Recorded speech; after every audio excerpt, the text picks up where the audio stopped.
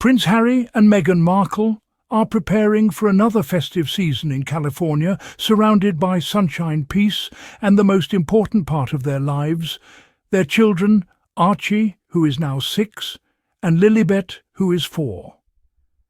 Christmas in Montecito is not about rigid rules or centuries-old protocol.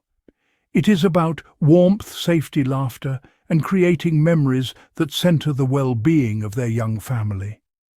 This alone already tells us everything we need to know about the journey Harry has taken and the priorities he now lives by. For much of Prince Harry's childhood, Christmas meant Sandringham. It was formal, structured, and highly choreographed. The walk to church, the outfits, the photographers, the unspoken expectations. For many, watching it looked magical, but for those living inside it, the pressure was constant. Harry has spoken openly about how those environments felt restrictive, even isolating at times, especially after the loss of his mother. It is important to remember that tradition does not automatically equal comfort or happiness. Harry has not spent Christmas with the royal family since 2018. In 2019, he and Meghan chose Canada. That decision alone spoke volumes. It was not about rejection, it was about survival and peace. At that point, they were already facing relentless media attacks, misinformation, and intense scrutiny. Choosing a quieter Christmas was a form of self-protection, not betrayal. Yet every year, the narrative resurfaces. Why are they not at Sandringham? Why are they excluded? Who made the decision? And once again, familiar voices step forward to tell the public what Harry and Meghan supposedly are or are not welcome to do. This year, it is comments attributed to Paul Burrell, who claims the couple cannot be trusted to keep family matters private. This claim deserves careful examination. Harry and Meghan have spoken publicly about their experiences, yes, but context matters.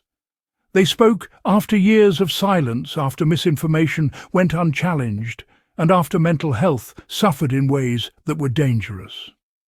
Speaking up was not gossip. It was self-defense.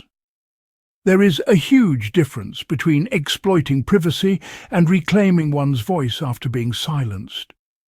It is also deeply unfair to suggest that the responsibility for discomfort lies solely with Meghan.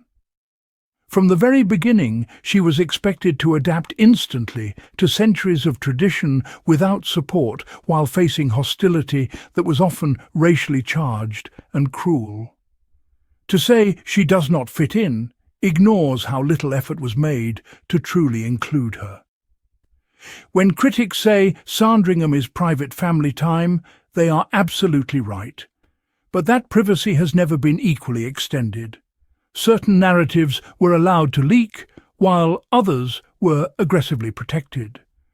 Harry and Meghan were often left exposed, with no correction, no defence, and no shield. In that environment, silence becomes complicity. The idea that Harry himself would be uncomfortable at Sandringham now says far more about the institution than it does about him.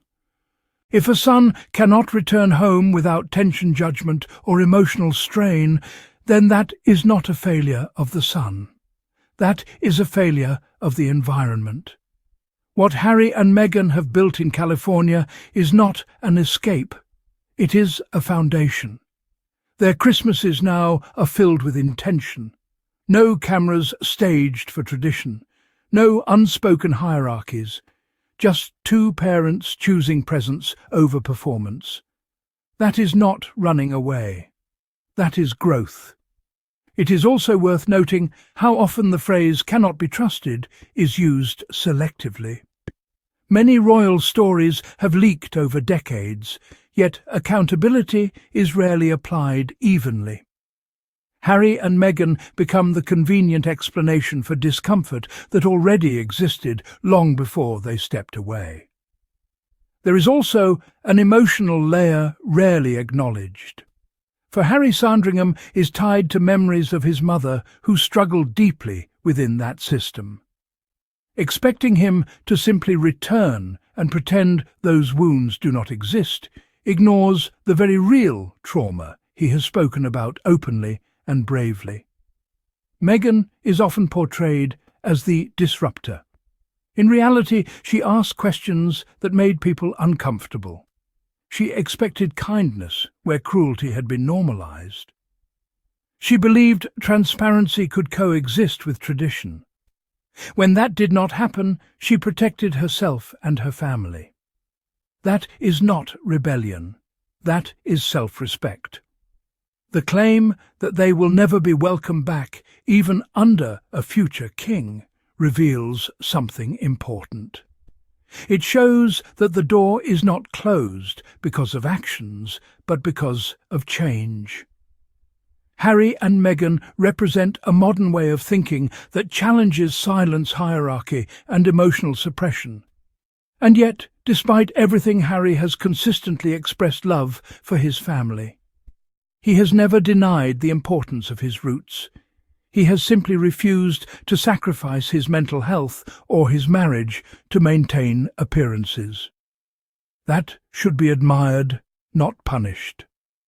For Archie and Lilibet, this California Christmas is all they know. They will grow up seeing parents who chose courage over conformity. They will learn that family is defined by safety and love, not obligation and fear. That is a powerful legacy. Critics often frame this story as exclusion. But what if it is actually choice? What if Harry and Meghan are exactly where they are meant to be?